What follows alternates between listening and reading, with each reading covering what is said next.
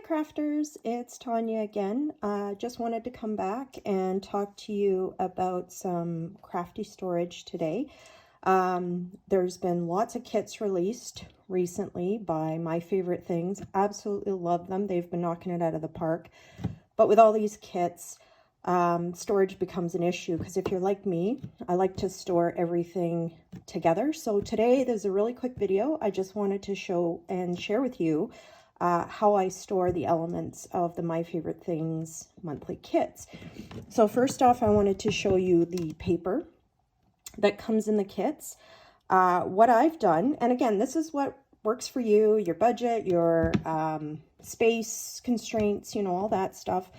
But I bought this art bin. I think it's a photo keeper. I'll link below what it's actually called. There's a couple places you can get them. One is Joann's. You can use a coupon to get a little bit of a percentage off, or Amazon. And what it is, excuse me, is it's a filing system for photos.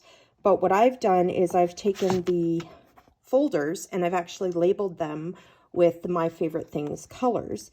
And when I get a kit, I will cut down the paper that comes in the kit to 4 1/4 by 5 1/2 size, and then I file it accordingly. As you can see, I've got quite a bit of paper in here, so it kind of looks like that. I actually did have to go and order some additional folders, actually for reference. This is, so it's card and photo organizer divider pack is what it's called from Art Bin. So this is how I store all the paper. So when I get subsequent kits, I add the paper, cut it up, add it to the folder accordingly. And then when I want to work on a kit, I can just take this out and cut up paper as I need it. Sometimes depending on the size of the scraps, if they're a little bit larger, I'll just put them back in with their same color.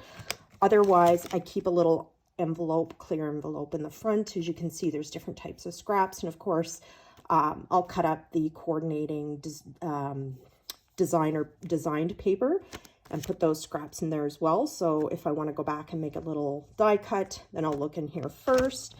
And in the very front, because My Favorite Things has changed their color family, I've just added old colors in the front that I can quickly grab and use those up first. So I thought I'd share that with you because I find that super handy when I'm making My Favorite Thing kit cards, to just pull this out and go through it and look at what they have. I'll probably end up having to buy another one just because, as you can see, it's getting quite tight and I don't have a lot of room. But the nice thing about these is it keeps it dust free and you can stack them. So if you actually have room, you can stack one of these bins on top of another, etc., etc. So I wanted to share that with those of you who may be interested.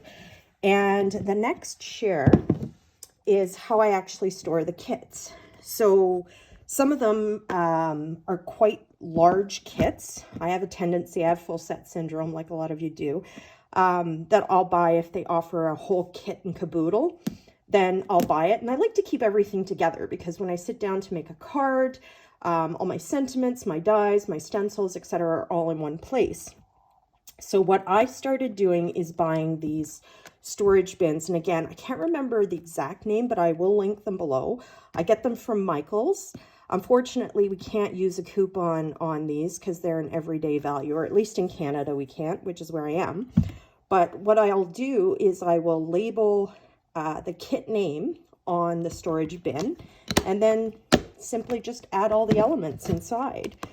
So it's quite roomy. Typically fits everything that comes in the kit. You've got stencils, you've got dies, you've got your sentiments, and even your packs of paper will fit nicely in there.